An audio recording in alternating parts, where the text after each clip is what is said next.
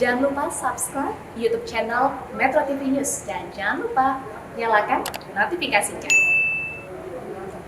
Saya mau tanya dulu bagaimana kabar Kota Makassar, karena dulu Pak di awal pandemi termasuk dikatakan kota penyebaran COVID-19 yang tinggi. Tapi sekarang bagaimana ceritanya? Hari ini kita ada 5, artinya di bawah 10 ya. Paling tidak di bawah, biasanya paling tinggi pun rata-rata 13, tapi ini kita 5, berarti alhamdulillah sangat terkendali. Itu pun yang paling banyak orang dari luar kota. Nah, sehingga sistem yang kami bangun yaitu Makassar Recover adalah sebuah sistem dengan 3 ekosistem. Pertama herd immunity, kedua adaptasi sosial, dan ketiga economic recovery itu berjalan dengan baik.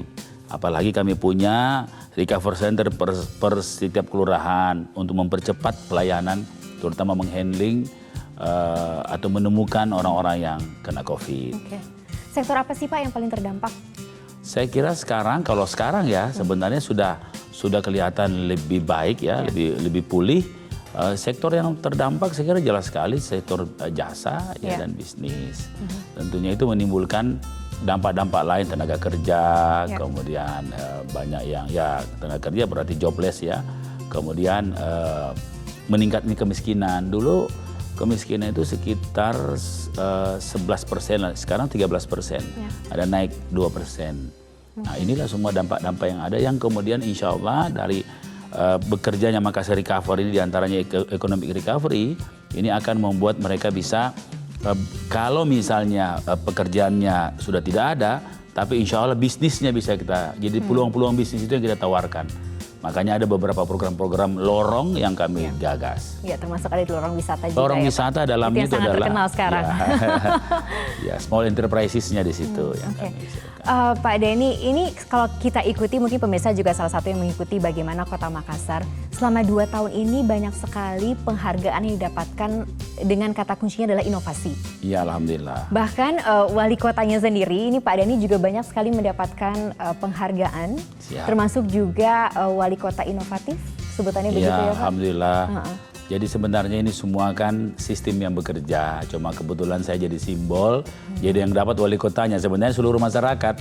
Karena kunci Makassar berhasil menerapkan inovasi karena public engagement kita punya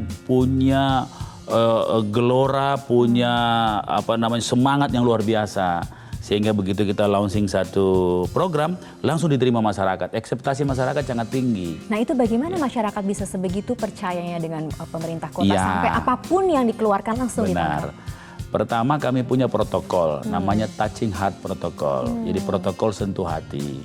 Masyarakat itu kan tidak menuntut macam-macam, asal dilibatkan dan disentuh hatinya.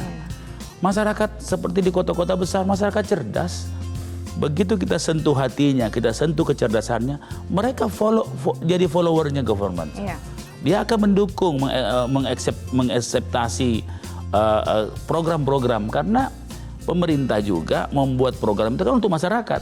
Tapi kadang-kadang karena tidak nyampe informasinya, sehingga masyarakat kadang-kadang bisa berpandangan lain. Nah, dengan program Touching Heart Protokol ini semua diharapkan turun dan diperintahkan turun, bukan diharapkan turun. Turun semua lewat RT RW. Jadi di kota-kota lain kan mentoknya sampai RT RW.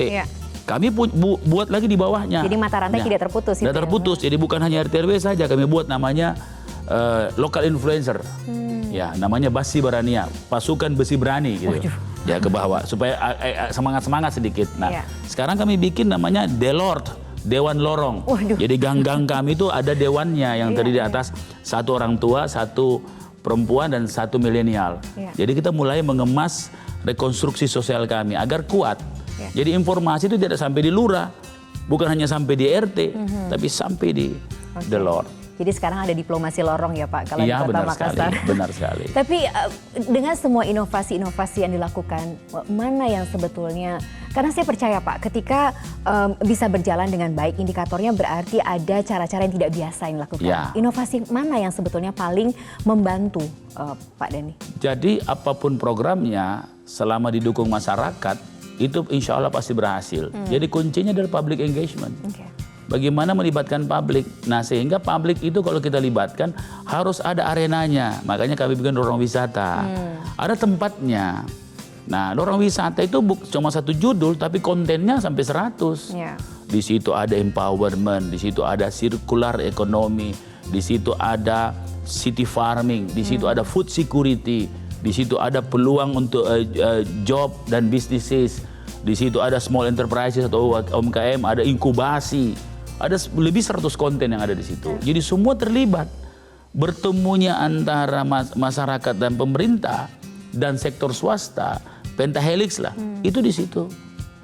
Ya, metaverse pun lorong-lorong kami yang tahun ini 1095 basisnya itu metaverse. Kami bikin 3 dimensinya, rumah-rumahnya sudah dibikin denahnya 3 dimensi. Kemudian sekarang sementara bikin avatarnya. Semua penduduk kita pakai QR code, bukan sekadar KTP, tapi di dalamnya semua data diri sudah ada di situ. Kemudian kami pasangi 4 CCTV, kemudian Wi-Fi-nya ada di situ untuk bukan Wi-Fi untuk main-main game di situ, bukan, tapi mengoperasikan termasuk anak-anak di situ agar supaya kalau dia belajar online tuh tersupport dengan Wi-Fi yang kami bangun. Jadi semua sisi kehidupan ada di situ. Jadi juga Pak Dhani punya visi ke depan bahwa masyarakat Kota Makassar itu harus juga look at the future gitu ya, melihat ke masa depan. Makanya kenapa untuk melihat masa depan kami membuat nama-nama lorong itu dengan nama-nama kota di dunia. Jadi ada lorong London, ada lorong Washington. Kenapa? Supaya anak-anak, loh apa sih itu London? Oh akhirnya dia belajar tentang London. Tapi rootsnya setiap lorong harus satu pahlawan lokal atau pahlawan nasional yang mereka kuasai. Misalnya ada Sultan Hasanuddin misalnya. Di lorong itu harus hafal dari lahir sampai sejarah beliau itu harus dihafal. Supaya mereka jadi storyteller jika ada orang. Nah, semua pahlawan-pahlawan lokal dan nasional di lorong kami sebar. Jadi rootsnya dapat, future-nya dapat. Tapi sebetulnya kalau kita sesuaikan dengan apa yang menjadi perbincangan kita hari ini mengenai geliat ekonomi, apa yang bisa Bapak jawab? Dulu waktu periode saya pertama, legasi saya itu saya meninggalkan sebuah tingkat ekonomi ekonomi growth-nya 8,79%. Dengan inflasi 2,5%. Itu kondisi yang spread-nya yang bagus sekali. Saya tinggalkan Makassar, saya pensiun 2 tahun, kebetulan pas di situ COVID. Nggak terkontraksi dia, jadi minus 1,27. Berarti ada penurunan 10,05, turun dia terkontraksi. Nah, kebetulan kami masuk pada saat lagi sengit-sengitnya COVID. Kita buat program namanya Makassar Recover, sebuah sistem ekosistem untuk menangani COVID.